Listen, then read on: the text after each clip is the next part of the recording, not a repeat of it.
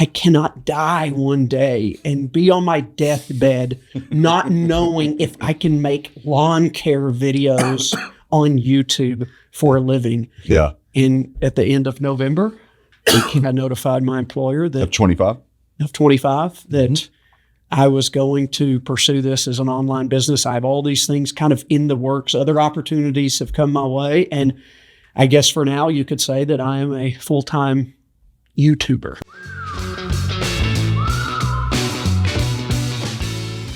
This is another episode, though, of Big Talk about Small Business. And we've got somebody here that knows a lot about small business. Oh, yeah. A lot about a little, or a little about a lot. It is confusing as hell. Every time I think I know a little something, I realize I don't know as much as I thought. I'm on like a 15-minute increment. I'm like, man, I'm doing great. Oh, man, what the hell am I doing? The good thing is I love change. Yes. So I'm somebody that thrives on change and not really knowing what's going on all the time. So that suits my personality. Well, you've done a million things. I mean, we're going to get into that. You've had like a really crazy career, honestly. But I met this guy at a barbecue trailer. Okay. I recognized him because I said, hey, you're a Feltner, aren't you? Because, I always go to Feltner Brothers. They're great. Yeah. And sure enough, he was. But we were at what was that place called? Bo's Bayou Smokehouse in Farmington. Little red trailer. I've heard about that. I'd been telling people how great it was, and we went and tried it. And I went with a friend and said, I got to come back and get this. 2 days before Christmas. Yeah. Is that what it was? Well, the quantities are huge there. Were you just there gnawing on some pig meat? We just were picking it up, and Travis was there with his beautiful family, and I was there with my bride. And I can't remember why we were coming back from Farmington. Was that your first time there? Was it like spontaneous? First time there. Never been there. Oh, we don't. So it's meant to be then. It was. Mm-hmm. But anyway, we started talking, and Travis has got a really interesting background. So Travis, before we get into what you're doing now to make a living, which is pretty crazy in my opinion. Mine too. And everybody else's. It's not quite a living yet, though. Okay. Key point. Right. But tell us about yourself. Now, your family, they had small business, right? They did. Everybody in my family did. It's really pretty much all I knew. So my brain was wired from day one to be my own boss. Mm-hmm. Never wanted to be. Did you grow up in Russellville or where? Grew up in Russellville. Everybody knows about Feltner's Whataburger down in Russellville, across from Tech. That was my grandfather started that. And okay. The story on that is totally different than everyone thinks. Everybody thinks, oh, that's the original. Right. And they're the heirs to Whataburger. I'm like, you think I'd be doing what I was doing at Feltner Brothers for a decade? If I would have been sitting in Corpus Christi, Texas, doing something besides flipping burgers all day. But that was my family, and everybody thinks that we came from that lineage, working in the restaurant, but we never worked there. We were one of the very few family members that never worked at the Whataburger in Russellville. Our dad owned an athletics store, an apparel store. Okay. Uniforms, sporting goods, tennis shoes. He did that for close to 20 years. And his sister owned a women's shoe store and women's clothing store. All in Russellville? All in Russellville. Downtown Russellville? Yeah, it was over on East Main, I think it was. Okay. My dad's store, Feltner's Athletes Corner, was on West Main. Yeah. And of course, everybody knows where the Whataburger still is today. But he sold that in the early 2000s to a young kid that he hired at 18 years old out of high school. And that guy still owns it today, has 6 kids. And so we just saw the freedoms that our dad had, being our baseball coach, our basketball coach, everything we did. Our parents were there. Yeah. And so you get out of college and thought I wanted to be the next Jim Cantori for the Weather Channel, and went and worked in the TV business. It didn't take me but about 14 to 15 months working for somebody else to go, this probably isn't going to work out for me. Well, tell us about that. So did you go to U of A? Where'd you go? I did. I went to U of A and ran cross country and track for a few semesters. Okay. And for U of A? For U of A. Oh, wow. That's big, because they're one of the greatest in the world. They were. And we were fortunate to be recruited by Coach John McDonald. Yeah. And only ran for 3 semesters, so I'm not going to sit here and act like I was a track star or anything. Yeah. People say, why'd you quit? I said, when you're running 85, 90 miles a week, and being a student athlete isn't what most general population students think it is. It's hard work.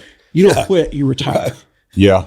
And so we retired from that, and I had tried architecture and athletics at the same time. No, not going to. Well, that's two He sounds, is so wide ranging. You will not believe the story of this guy. Nobody believes what I've done when I tell them. So you got out, you went to work doing TV news. How did you get that job right away? That's hard to get, isn't it? Yeah, it is. You know, it's I went from architecture to business to broadcast journalism, and I loved watching the Weather Channel when I was in high school and hurricanes, and I could tell you You were a weird kid. I was.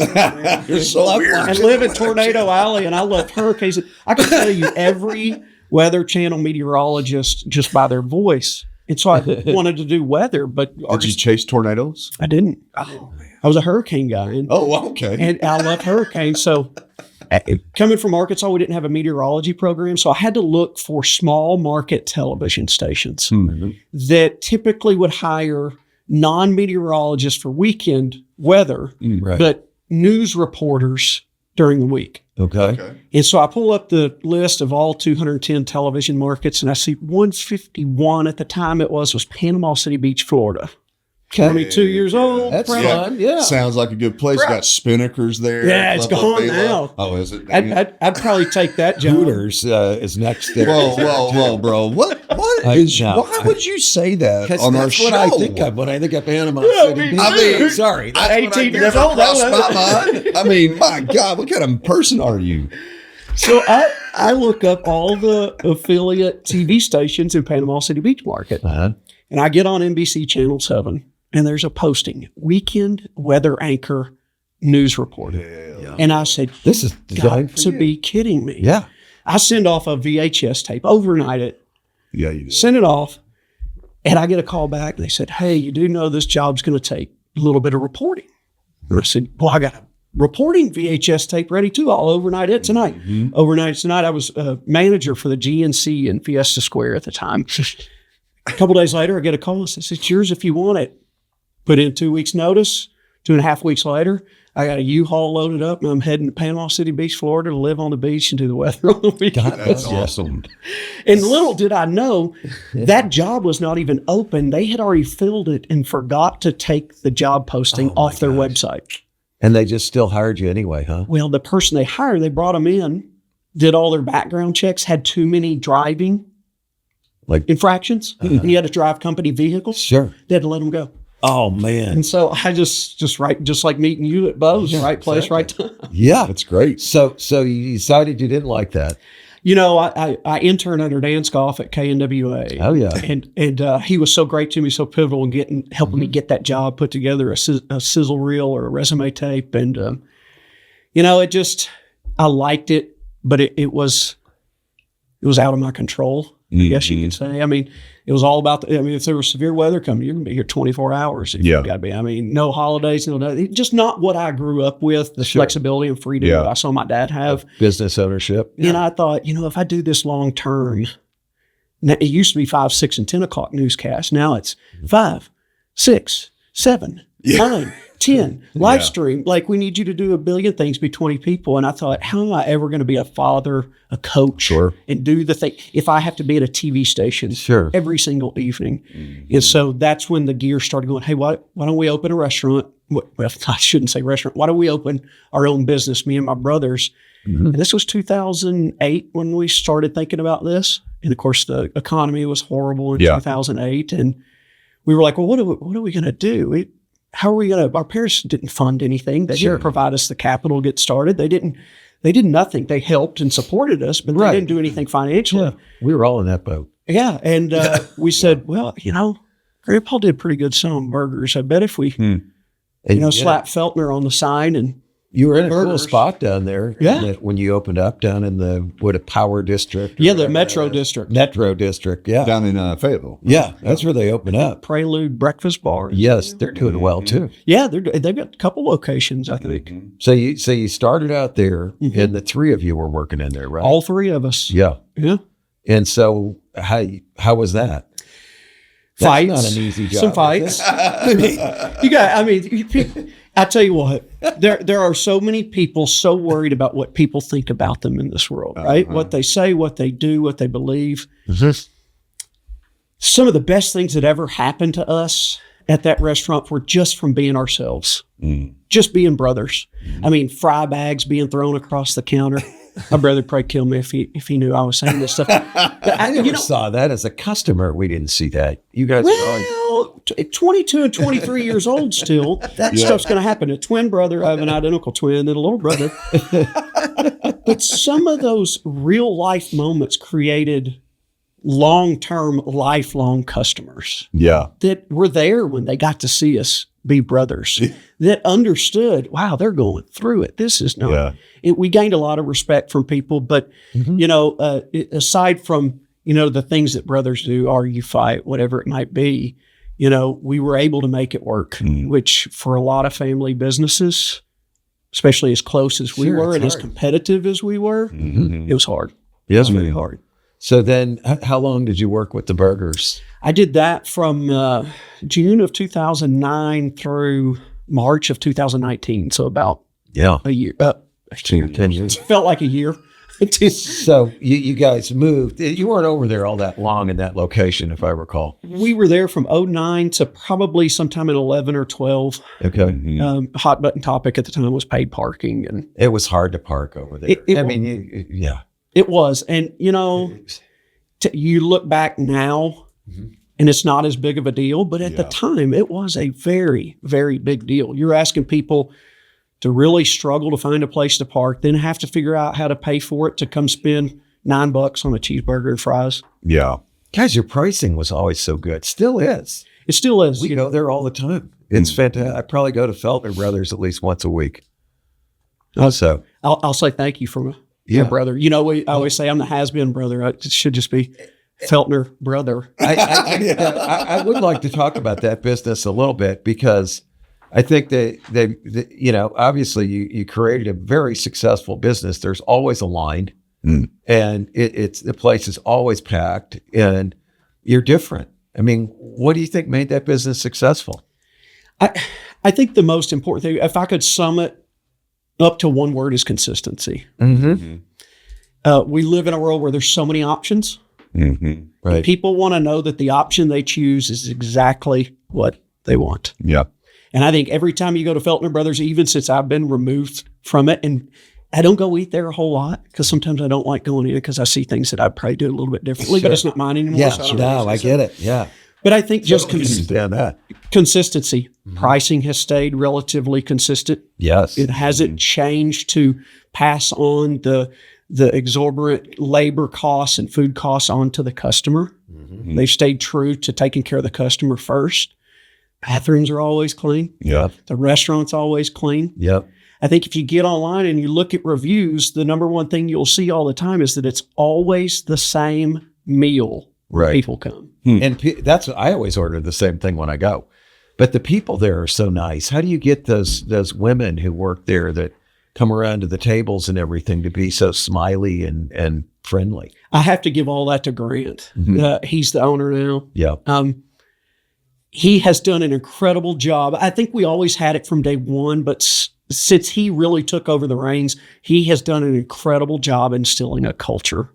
And I know culture is a buzzword. Sure, but it's real. And everybody wants to talk just about that. Yeah. But a culture can change and it can evolve and it can always improve. We thought we had a good one while I was there. My twin brother were there, but he's really taken it to the next level. And I have to give him all the credit on that because out of the three brothers, I'm probably the least fuzzy-feely, emotional, like getting in the feels. Cultural centric.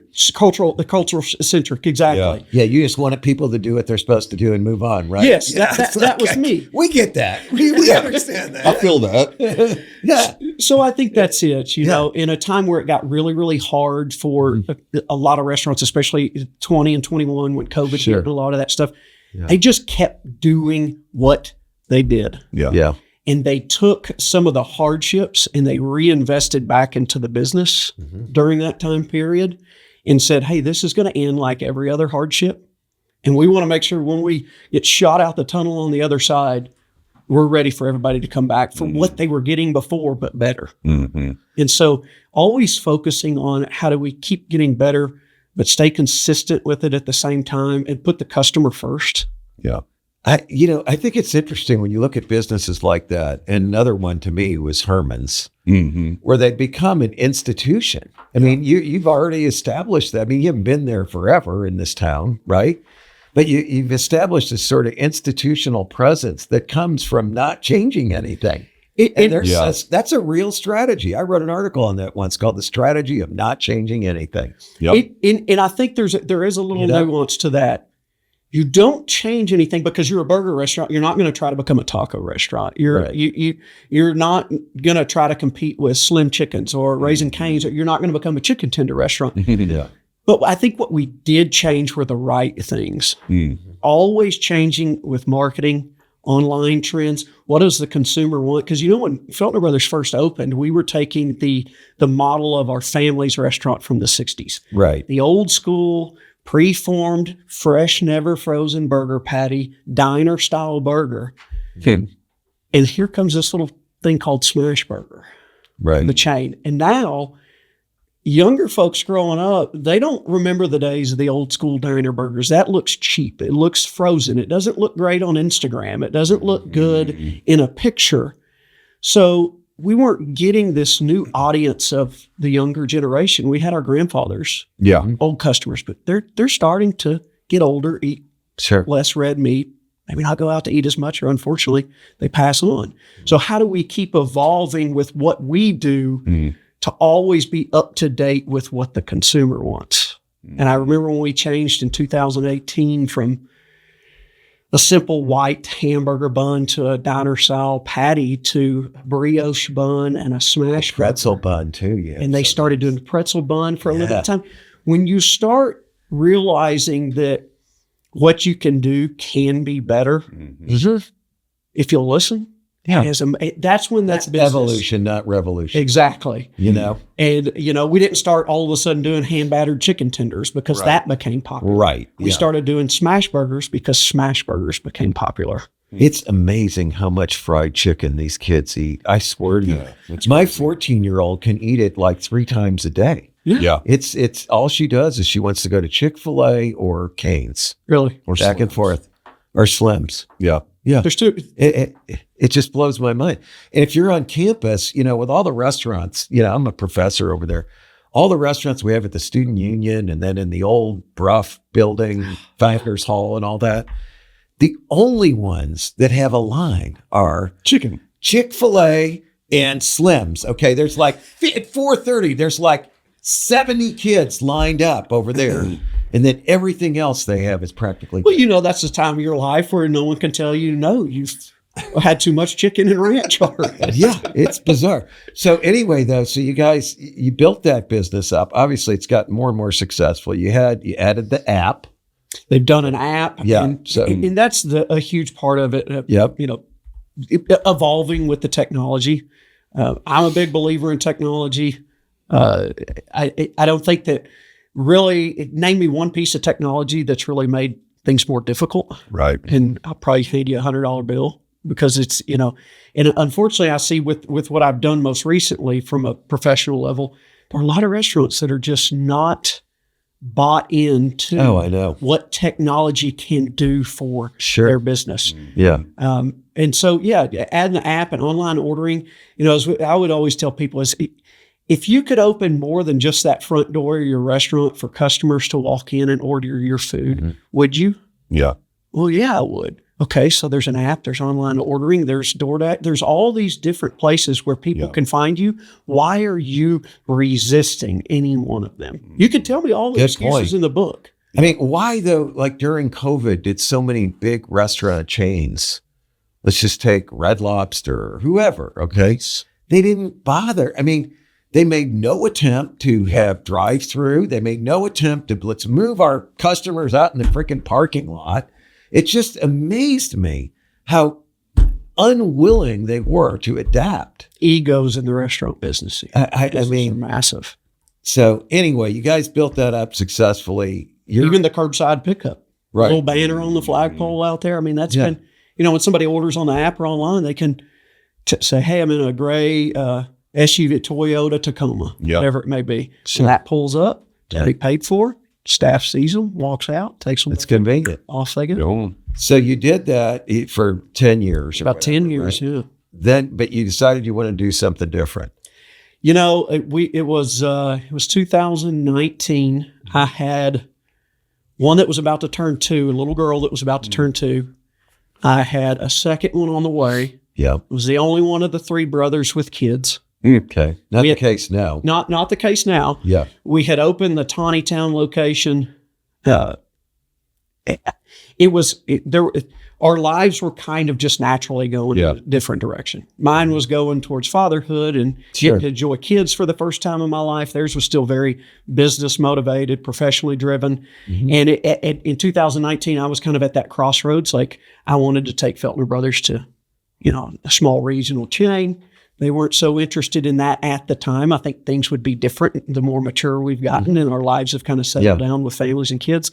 And I just made the decision at that time, it's time for me to be a dad, to learn how to be a better husband and not be in this restaurant all the time and be more present in their lives. Sure. So I left. Is that when you became a teacher?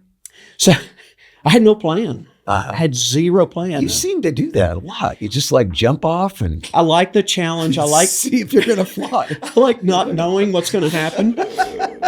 And that's how. So it's the first Saturday after I left the restaurant on a Friday.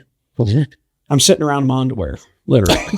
I'm like, I looked at my wife. I said, what do people do on the weekends? Because, college, you work on the weekends. Sure. Out of college, I'm a TV weather anchor on the weekends. Restaurant, you get a weekend off, Saturday and Sundays, Monday, Tuesday. And I looked at my wife. She's an elementary school teacher. She said, I think people go to Sam's on the weekend, Sam's Club. We do that sometimes. I said, are you kidding me?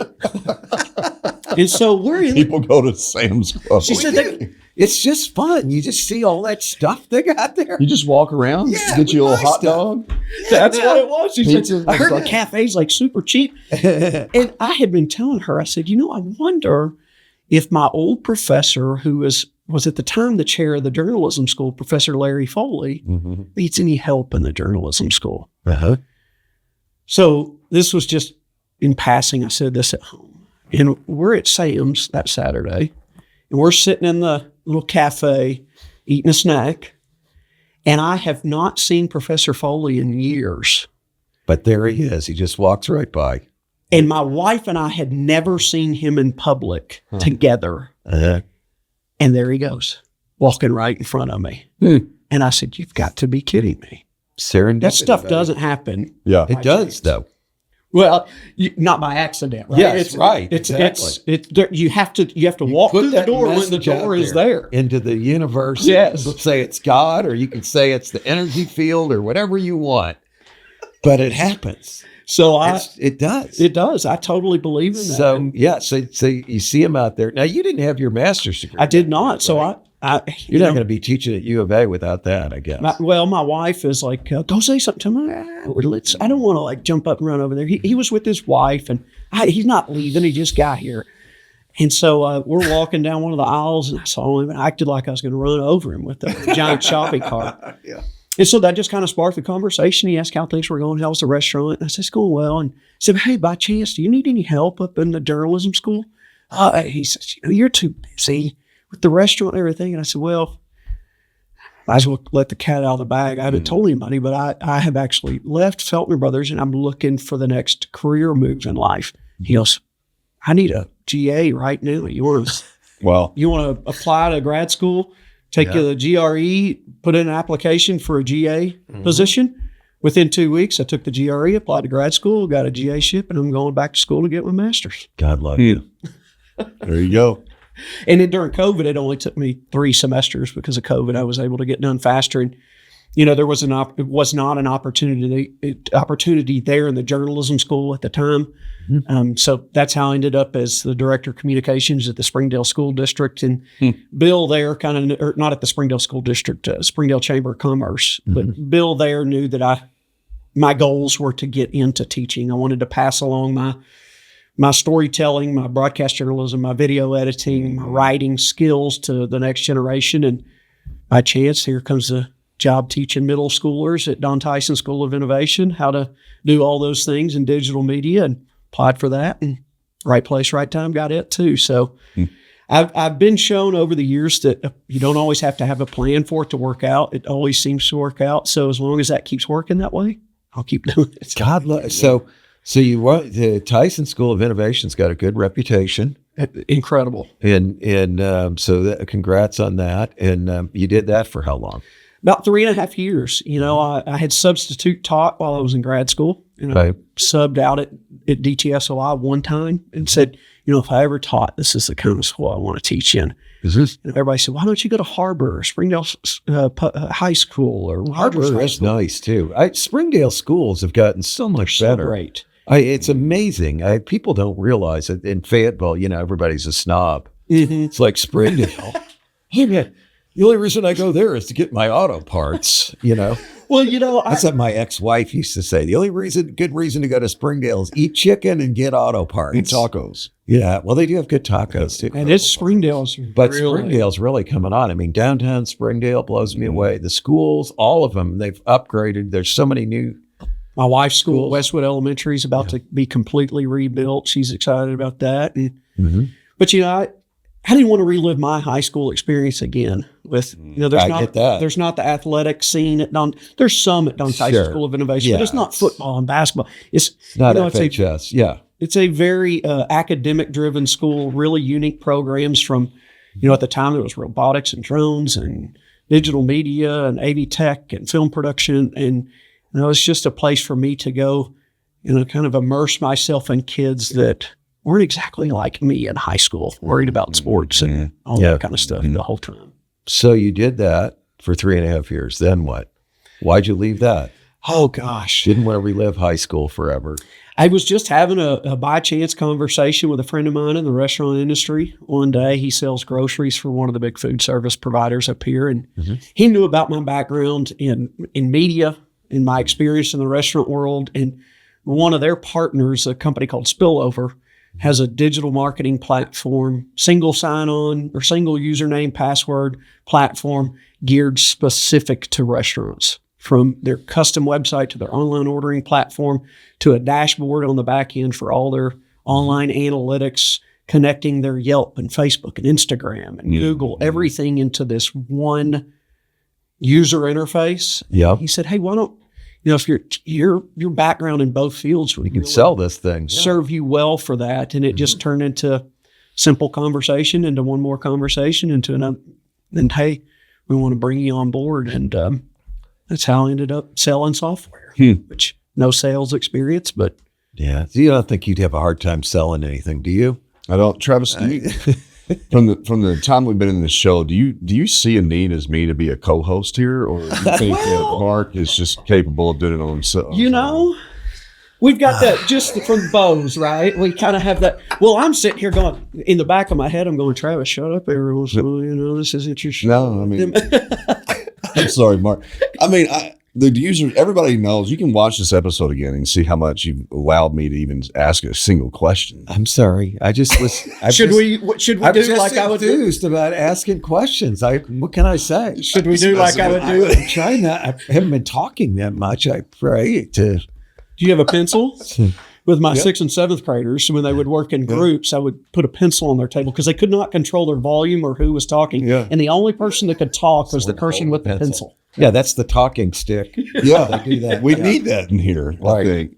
Okay. I'm sorry, Mark. I quit my singing. But I do have a quick question, rewinding back to Feltner Brothers, when you made the decision to leave. Like, what if there's people that are listening to this that maybe are teeter-totter? Like, because imagine, like, can you take us a little bit on a journey about how tough that decision was for you? Kind of what made, that little... Yeah, it was. I think the most difficult part was, how was it going to affect the dynamics and relationships of my family? Yes. Yeah. That goes to the point that we talk about having family businesses, right? When people are involved. I mean, because it gets thicker. Hard. It's really thick. And not to sugarcoat it, it was really hard. Okay. It was hard on my parents. Mm-hmm. It was hard on my brothers, because I had left my twin brother, who's now not with the business any longer. Okay. And then my little brother, who ironically was the one that in the early stages of it thought he might leave to go become a teacher, but now he's the only one that is left. But it was, they were not happy with me, my brothers, because we had, we'd made a commitment to each other, not just ourselves and to each other. And, and there was a feeling of, that I perhaps abandoned them or did them wrong. So that was the most biggest hurdle to overcome, was that initial, kind of fracture in the family.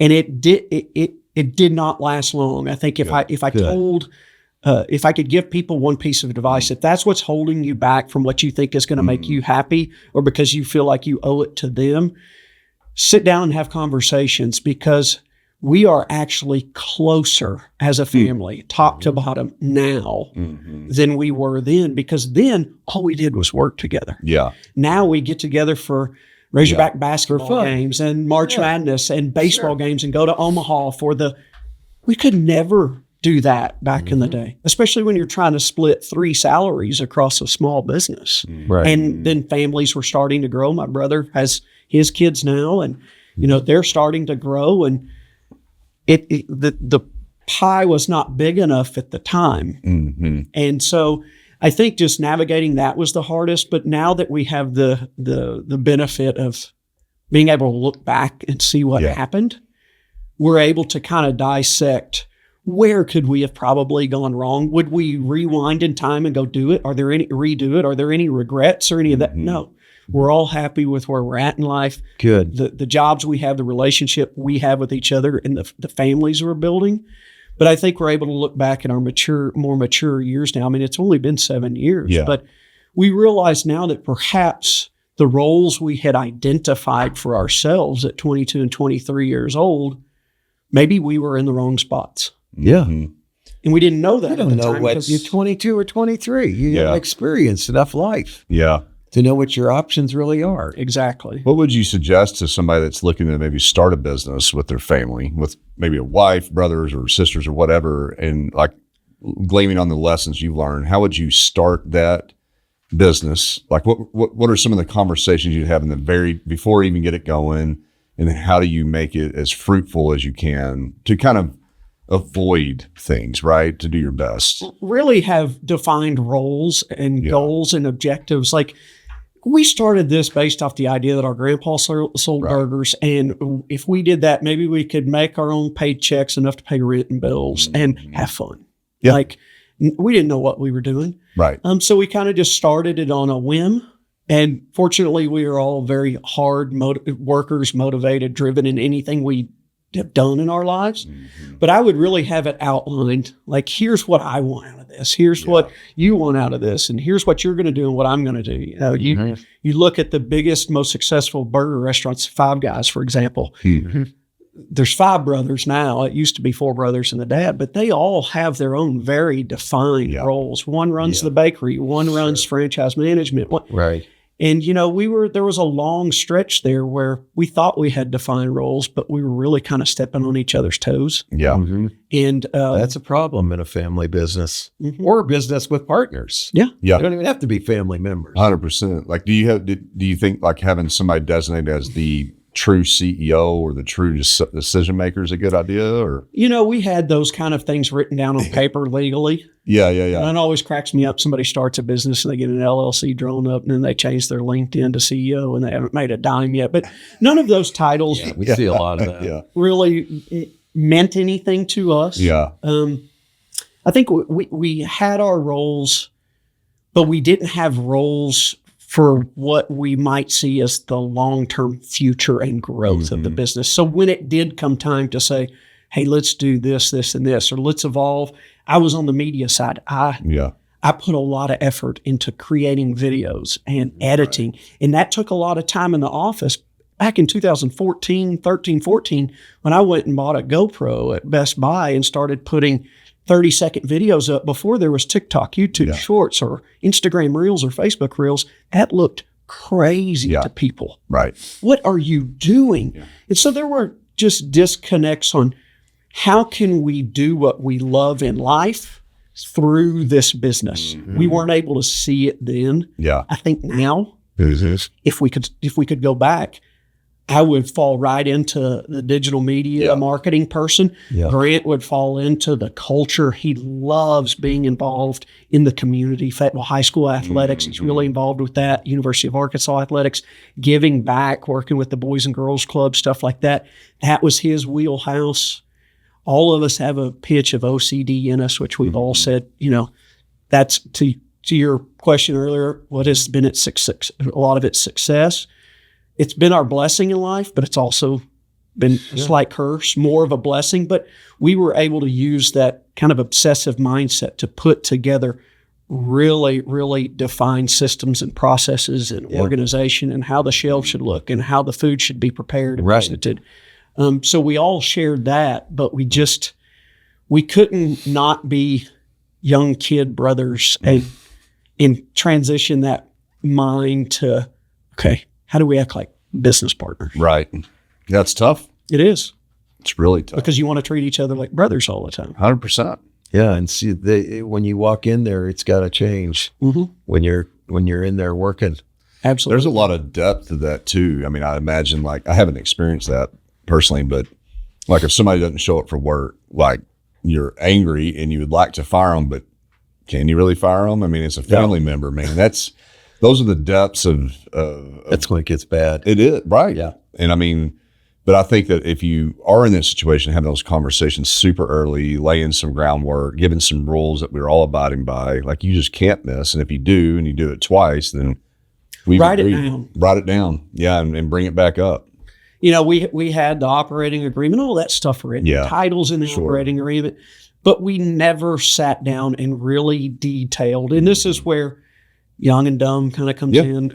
A business plan, everybody thinks they write it and that's it. Oh gosh. It doesn't evolve. It doesn't constantly. Change. Of course.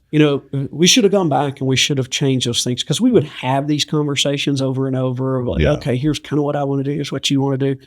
Mm-hmm. But until it's written down and you're kind of held to it, that conversation is going to last till you get back in the kitchen or in front of the cash register. And then you get going back into the groove of things. And then 60, 90 days down the road, you're kind of having that come back to Jesus meeting again. And, we just finished talking about this. Have it all down. Yeah. Don't leave anything up for question. Yeah. And those are the hard things in business, I think. Like I'm constantly, when you talk about getting back in the kitchen, like to me, like getting back in the kitchen in my business is going back in the emails. It's just this never ending beratement in the meeting with people, all the things that we have to do in the business, but then on the business, like I need that time of writing things down, strategizing, updating, having those more strategic things that I just keep pushing back and back. And I've lived in that world continuously for the last 20 years. Right. That's the nature of the beast. But you and I have both seen these people who say, well, I'm not going to work in the business. I'm only going to work on the business. You can't do that. That is a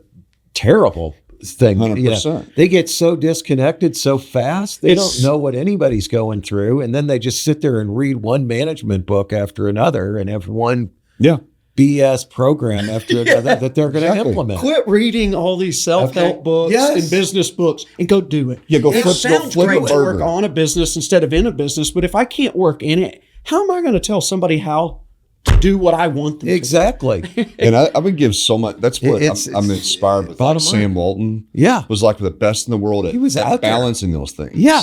He was working on it. Yeah. And he was in it, and it's just amazing. Like you say, it's like you have to go from like the micro to the macro stuff real fast. Continuously. And the obsessiveness, I can relate to that. I wrote an article once that basically said, I worry about everything.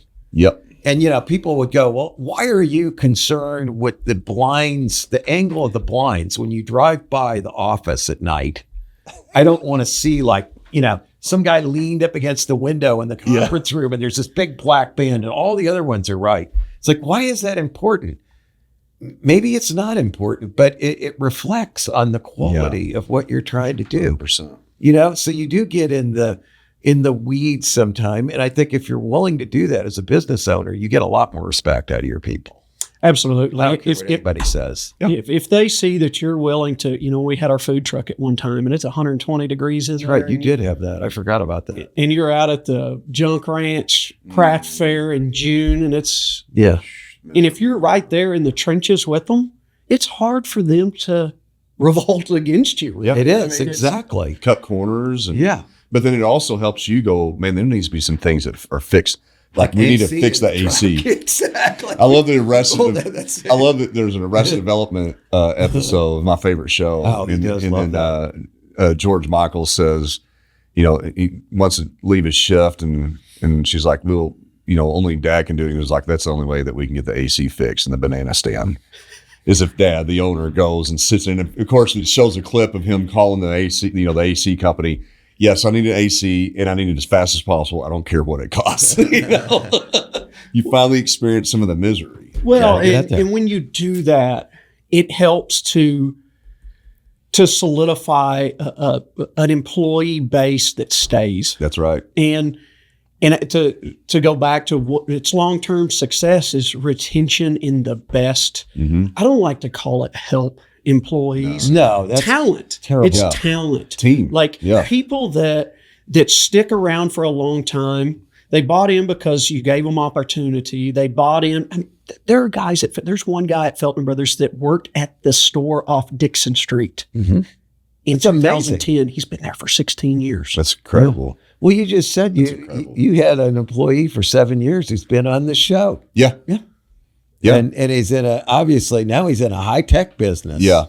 And he was there for 7 years, and he's a great guy, talented guy. I think says a lot for you. Now. Yeah. Says a lot. Says a lot for you guys. It's definitely about, finding the right people. Because you can't do it all on your own. And it's hard. And then investing in those people too. I mean, like you don't have to find a star that you're poaching or that comes from something. Like I like finding folks like you can just grow them. Yeah. Yeah. Like you can tell that You've they have some eagerness or some desire, or that maybe they don't even know, but you can see that they have greater talents than what they're even giving themselves credit for. He is so good at that. Seriously. I've watched it over the years. Yeah. We got a team full of them now. You always have. And it's so encouraging, man. It really is. Parker's one of them, right? Yeah. Yeah. I met him when I was at Don Tyson. He would come and speak to. Parker's really? Good. Yeah. Yeah. But I don't let Parker know how good he is, though. That's the key. I'm just kidding. I always give him. Well, it's changed so much. In 2009, the kids that we hired out of college, they didn't need you to tell them. No. Or I was oblivious to it. But over the years, you've seen the evolution of, the positive reaffirmation that's needed by new employees or just anybody. And, you could see somebody put in an application for a job and it never really mattered what was on paper because the best employees ended up being the ones with zero restaurant experience. Yeah. But wanted to learn. Yeah. Because the ones with 10, 15 years of restaurant experience came with their baggage and bad habits. Exactly. Hell yeah. 100%. And wanted to tell you, well, that's not how we did it at this other restaurant. Right. And the other restaurant how we do it here. Yeah. So, Oh, it's such a problem. I tell you, and I tell the team this too, and no one ever believes you, but as we get older, you go through business and you start to understand why you question, why am I doing this insanity of running a business? Because it is a little bit insane. Right. Yeah. And so I'm like, what the hell am I doing? But then when I log back into, it actually happened this morning. I'm like, again, the 15-minute increments, scared and depressed, very excited. Yeah, right. There's two spots. This constant thing. But then I walk into the business and I see the team, and then you hear somebody and they're talking and it's just like, I remember that person 3 months ago or 6 months ago that had no idea what was going on. Exactly. Now they're sitting here leading a conversation, just a small conversation that that they care about. And they're like, that makes you feel so good. It does. Like just to see that growth. And I mean, the best 2 days of my life, and I tell this all the time, we're at White Spider when we got bought out, we started writing bonus checks out of that, some of those earnings. And watching those people that came in, we had 2 days of 15-minute meetings of writing bonus checks to people and thanking them. And watching that change, but that's the only reason why I'm doing what I'm doing again. I want to see that happen 10, 20 more times before I die. Yeah, but you're not dragging me along with you. I mean, I thought you and I were friends. You're supposed to write me checks, bro. This is the way it's always been. I don't write you checks. He was a good friend. He dragged me along with him. You had at White Spider, you had a former Feltner Brothers employee there. Oh, yeah. Her name was Kimberly, I think it was Elwood at the time. Yeah. She is a small business owner now, has her own it's Tidying by Kimberly May. That's cool. Plug I think for her. I've seen that actually. Her business, they come and tidy our house and clean our house up once every 3 weeks. And she does my brother's house. And I mean, she was doing that either on the side or wanting to start that at White Spider. She was awesome, man. She was. We didn't want to lose her. Yeah. We did everything. How can we keep I know. But she was just one of those, kind of like Vlad. You were like, too many skills in the toolbox. Sure. Not going to be around. And to your point, I think that's what's so great about, for me, and a lot of the decisions I've made, none of it has ever been financially driven. Mm-hmm. I believe that. Never. I mean, look at the job list of what I've done. Yeah. None of them are high earning jobs. That's right. But it's what you just talked about. See, you get so many dopamine hits just as much as you get those dives down in the dumpster during the day as somebody who's doing something for themselves. Yep. And that's what's worth it. That is like filling up the pocketbook every time you get something. And when people know that, when you work, people who work for you realize that about you. Yeah. How powerful is that as a retention tool? Oh, I mean, to me, it's huge. That's everything. It was competition. Like, I'm done running, but every time when that door would open at 11 o'clock on a home football game day, and you know you're about to get your teeth kicked in for the next 8 to 9 hours, that's the race. Yeah. It's time to start the race, and working with that group of guys or girls in the kitchen and watching it all come together. And then at the end of the day going, yeah, we just did that. Ready to level up your show? At podcastvideos.com, we offer industry-leading recording and expert marketing to help your show reach more listeners. From creation to distribution, we've got you covered. Visit podcastvideos.com and elevate your podcast today.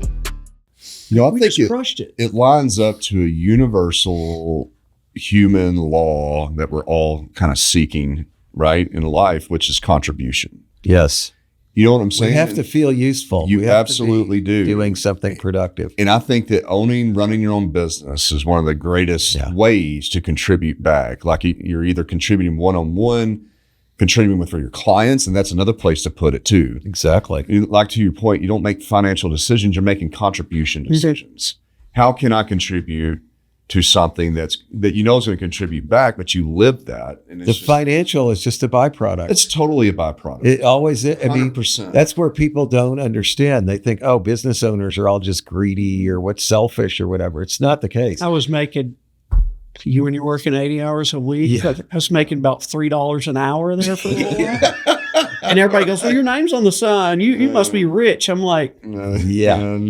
Hey, not even close. I'm opposite of rich right now. Before we run out of time, though, I want to talk about what this guy's doing right now.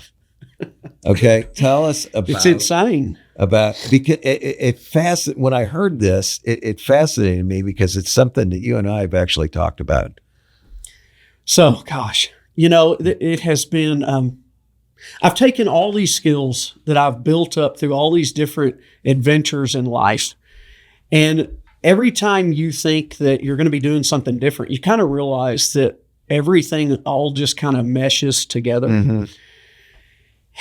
And I've been using these skills on something for the last 6-7 years now that has just strictly been a hobby. And I love being out in the lawn. I love lawn and gardening. Mm.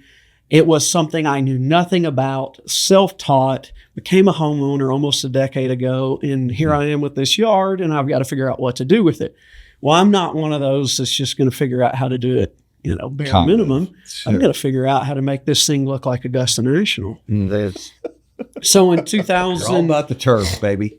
In 2019, 2 years after becoming a homeowner and scouring just about every YouTube video I could find about lawn care tips and tricks, and finding that there was really nothing that suited my style and kind of my approach that I wanted to take, homeowner friendly, budget friendly, time friendly. Everybody online usually takes it to the extreme level and pours in all their resources and time and money. And it's just not realistic and doable for most people. So I said, look, I have all these skills. I'm going to make my own channel called Budget Lawns. And I'm just going to start posting videos talking about what I'm doing in the yard. And over the last, 6-7 years, the conversations, the rawness and the authenticity, and using a little bit of my teaching background and my journalism background and storytelling and writing and just being me, it just kind of just kept growing. Where, a lot of other people kind of hit that plateau and they don't grow anymore. It just kept doing its thing. And I watched it do this while doing a lot of these other jobs. I just could not shake the thought in the back of my head of, what if I just do this? What if this is my job? What if I treated it like a business? What if I ran it like a business and not a hobby?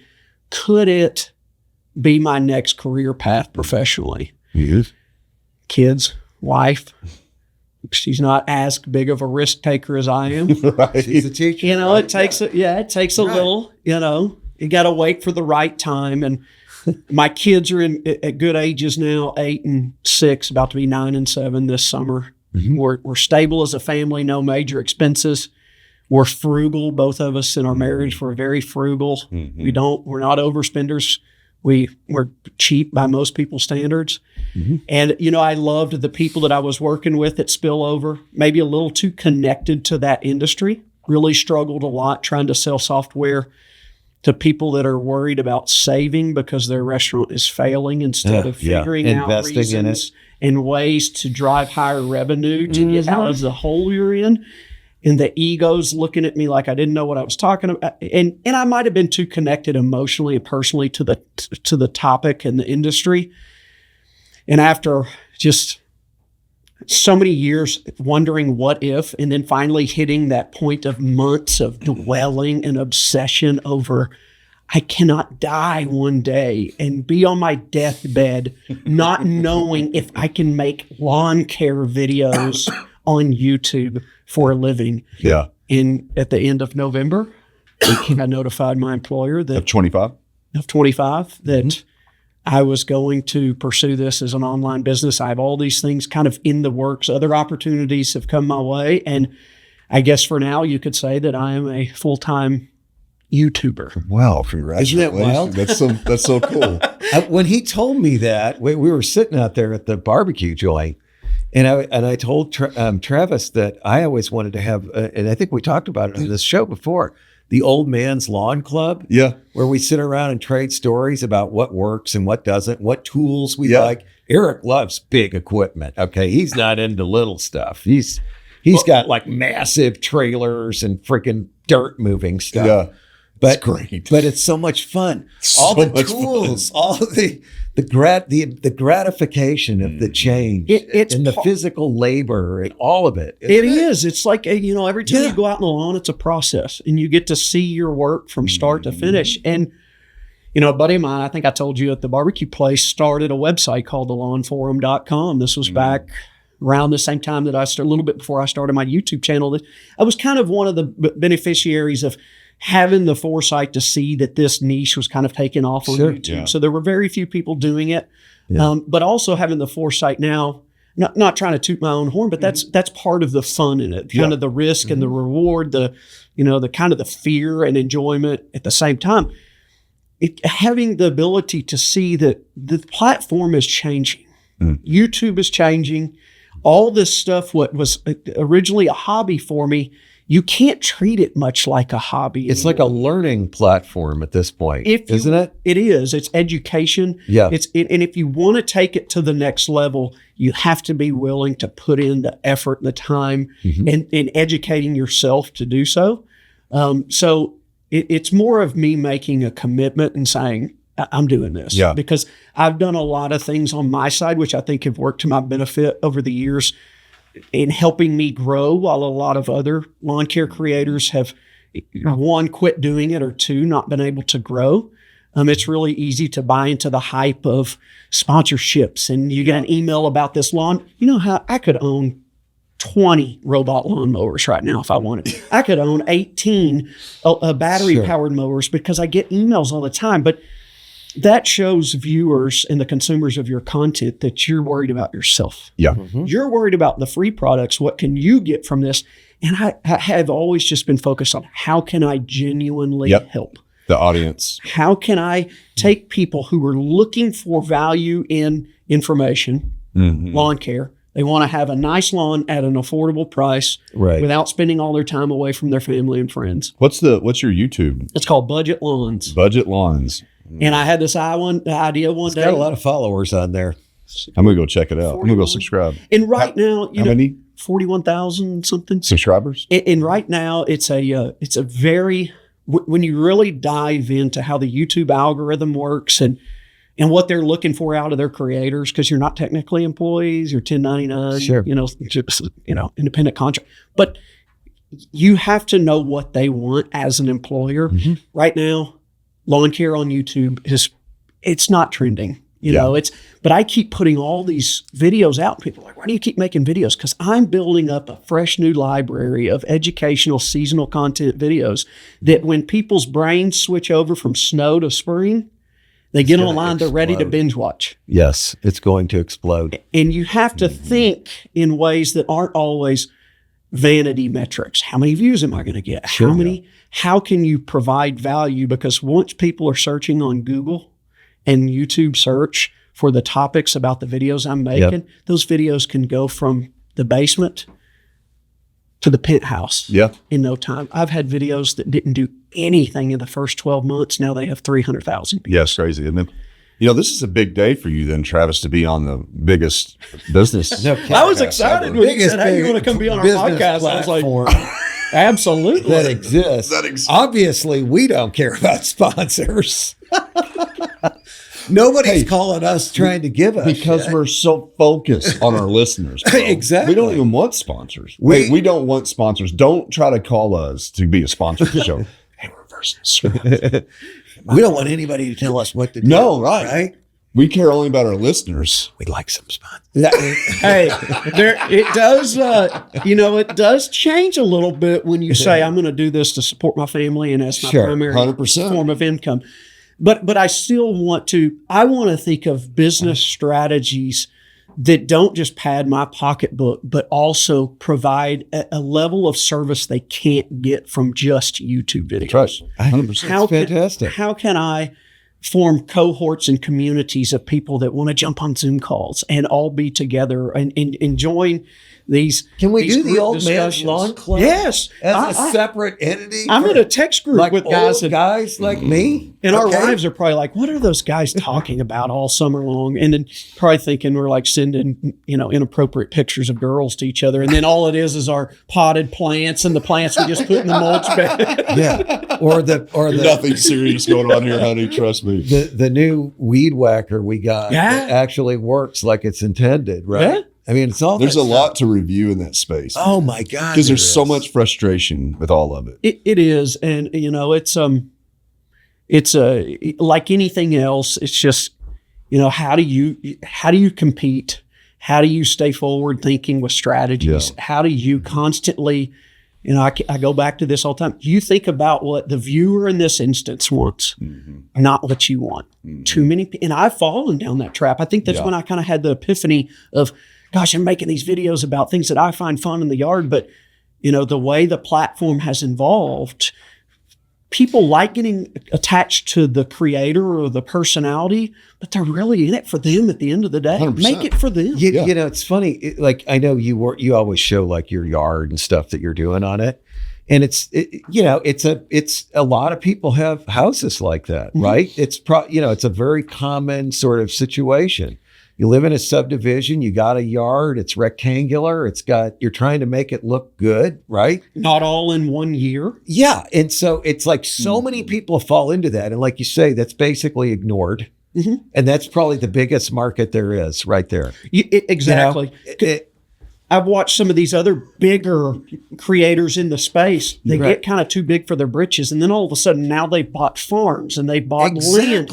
And they lose that connection. That's not how most of us live. And that's when I said, I got to make something for the person in the neighborhood. Yeah. It's just trying to fix it all. It's the genius, really. And so that's how it all kind of evolved. And it's Now we got to take it to another level because I got bills to pay. Yeah, right. Exactly.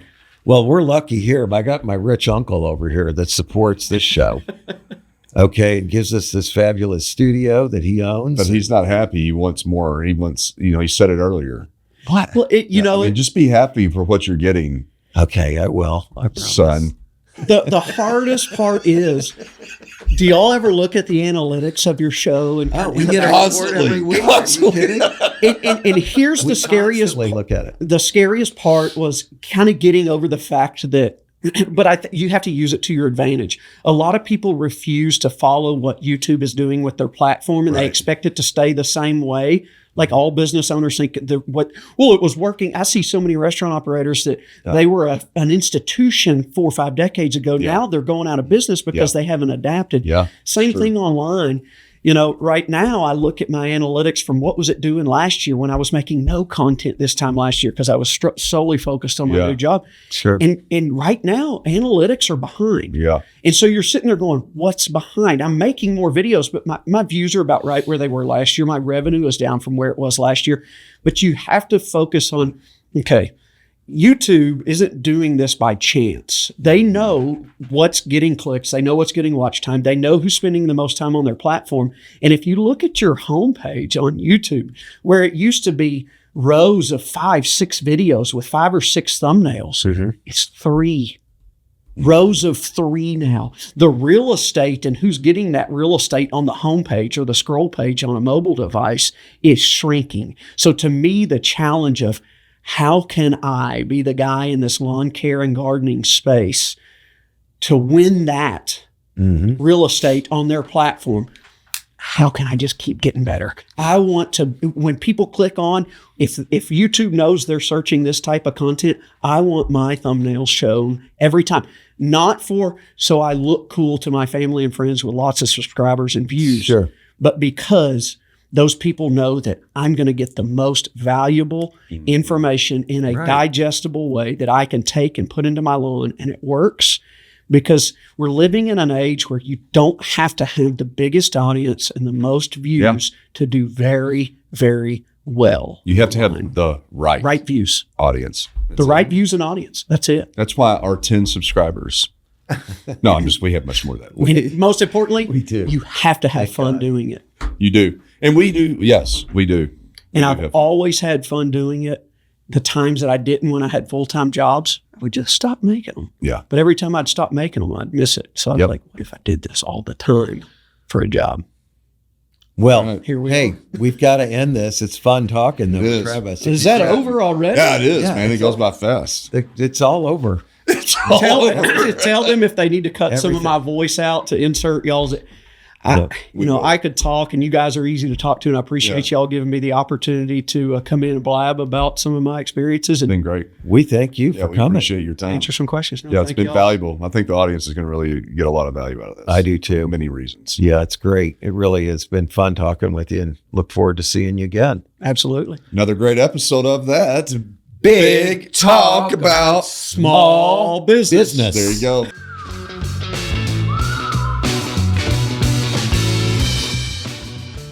Thanks for tuning into this episode of Big Talk About Small Business.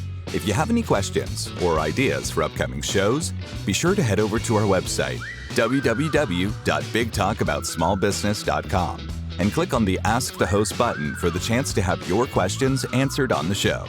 Stay connected with us on LinkedIn at Big Talk About Small Business. And be sure to head over to our website to read articles, browse episodes, and ask questions about upcoming shows.